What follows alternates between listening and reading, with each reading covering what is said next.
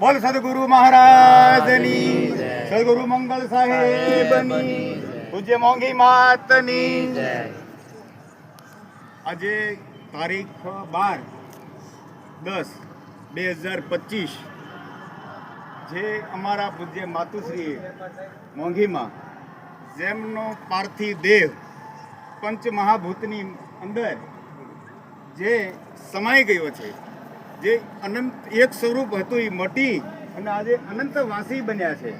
એ પ્રસંગની અંદર જે દરેક અંશો પ્રેમી અંશો મહાપુરુષોએ મળી અને એમના પાર્થિવ દેહને જે અંતિમ ક્રિયા એટલે કે હવે પછી આજે આપણે એના જે દેહ દીદારે દર્શન કરતા હતા એ હવે કરી શકશું નહીં, કારણ કે અનંતવાસી બન્યા છે.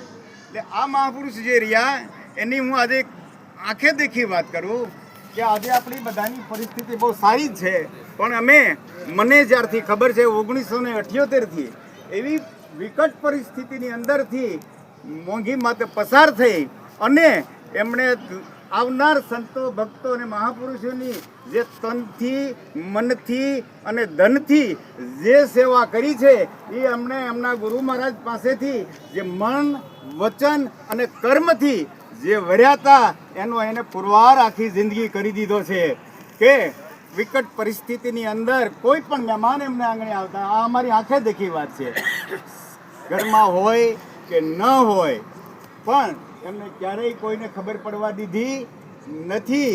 અને એક નહીં, દરેક એના આંગણે આવનારને એક સરખા પ્રેમ અને ભાવથી તનથી મનથી ધનથી સેવા કરી અને જે વાત અમારા ગુરુ પૂજ્ય મંગલદાસ સાહેબે જે લીધી હતી એને પ્રગટ કરવા માટે એમનો એક સાથે રહી અને મોટો જબરો સિંહ ફાળો છે.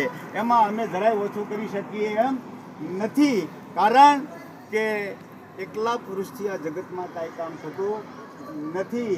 એટલે કીધું છે કે જેને ઘરે સતી નારીનું જે પ્રગટ્ય હોય એ જ એની જ વાતના ઝંડા ફરકે છે. તો આ મોંઘી માતા એક નારી તરીકે નહીં પણ સતી તરીકેનું એનું જીવન જીવી પૂરું કરી અને અનંતવાસી બન્યા છે.